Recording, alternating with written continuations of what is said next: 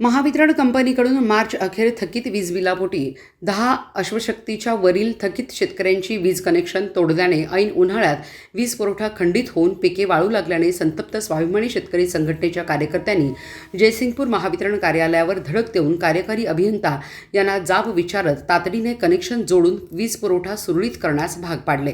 दरम्यान गेल्या महिन्याभरापासून वसुलीच्या नावाखाली 50 ते 60 हजार रुपयांच्या थकबाकी वसुलीसाठी महावितरणने वीज तोडणीचे आदेश दिले होते।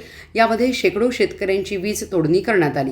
मात्र याच वारणा नदीवर शिरोळचे आमदार राजेंद्र पाटील यड्रावकर यांच्या नावावर 5 कृषी पंपांचे विद्युत कनेक्शन आहेत।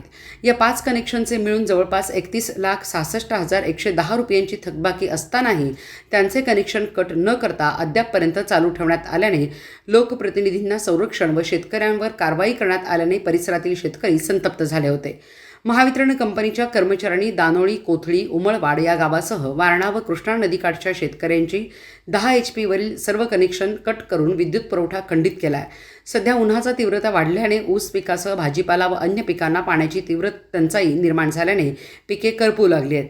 10 HP वरील शेतकरी हे अल्पभूधारक 8 ते 10 शेतकरी एकत्रितपणे येऊन 2-2 किलोमीटर पाईपलाईन करून पाणी उपसा करतात। यामुळे या शेतकऱ्यांनाही मोफत वीज बिलाचा लाभ द्यावा अशी मागणी यावेळी करण्यात आली। दरम्यान जयसिंगपूर विभागाचे कार्यकारी अभियंता विजय आडके यांनी संबंधित ज्या शेतकऱ्यांची वीज तोडणी खंडित केली आहे त्यांची वीज तोडणी तातडीने जोडण्यात यावी असे आदेश संबंधित अधिकाऱ्यांना दिले।